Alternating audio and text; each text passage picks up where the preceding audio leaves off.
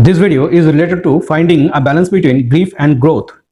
Life is a journey filled with highs and lows, joy and sorrow. At times, grief becomes a companion, shadowing our days and nights.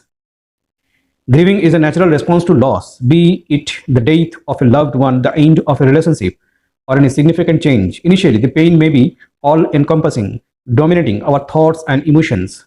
However, as time passes and we engage in the process of rebuilding, grief may take a step back, allowing room for new beginnings. There's a model called the dual process model of grief, which explains that we go through two phases. One where we focus on what we have lost and feel sad, and another where we try to move forward and rebuild our lives. In the first phase, when we focused on the loss, we might feel resistance to change, want to feel better, but also not want to let go of our grief. It's like holding on to something important. In the second phase, we don't forget about our grief, but we start opening up to new things and people. We try to distract ourselves from the pain and look ahead to the future. The loss-oriented phase is defined by thinking, reflection, and sorrow. At this point, we face the truth of our sufferings and accept the emptiness left by what is gone. It's a period of coming to terms with the emotions that grief brings: sadness, anger, confusion.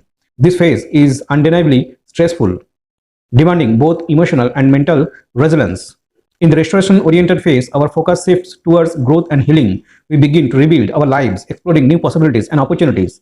This phase involves rediscovering a sense of purpose, engaging in self-care, and finding joy in small victories. While it's a period of hope and renewal, it too carries its own set of challenges as we navigate the uncertainties of change. The key lies in finding balance between these two phases. It's not all about leaving grief behind, but integrating it into the tapestry of our lives. Striking this balance allows us to honor the past while embracing the future. It's okay to have moments of sorrow and moments of joy, recognizing that both are essential components of the human experience. Be kind to yourself during both phases. Understand that grief is a complex journey, and it's okay to feel a range of emotions. Whether it's through friends, family, or professional help, having a support system is important. Share your feelings and experiences to lighten the emotional load. In the restoration-oriented phase, set achievable goals that align with your growth. Celebrate small victories and progress along the way. Incorporate mindfulness practices into your routine to stay grounded. Reflect on your journey, acknowledging both the difficulties and the victories. Life's journey is a delicate balance between grief and growth.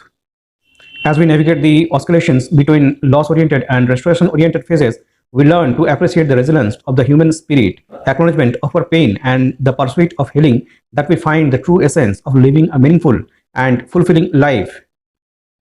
In the first phase, when we are focused on the loss, we might feel resistance to change, want to feel better, but also not want to let go of our grief. It's like holding on to something important. In the second phase, we don't forget about our grief, but we start opening up to new things and people. We try to distract ourselves from the pain and look ahead to the future. Both of these phases are stressful. The grief phase is obvious with pain, yearning, and difficulty sleeping. The restoration phase, where we try to rebuild our lives, is also stressful. We have to figure out our place in the world, make decisions alone, and adjust socially to being on our own. The process of grieving and growing is tough and exhausting. Even when we try to move forward, we are constantly swinging between feelings sad and trying to rebuild. Both understanding and forgiveness for oneself in the challenging emotional journey is important. Thanks for watching.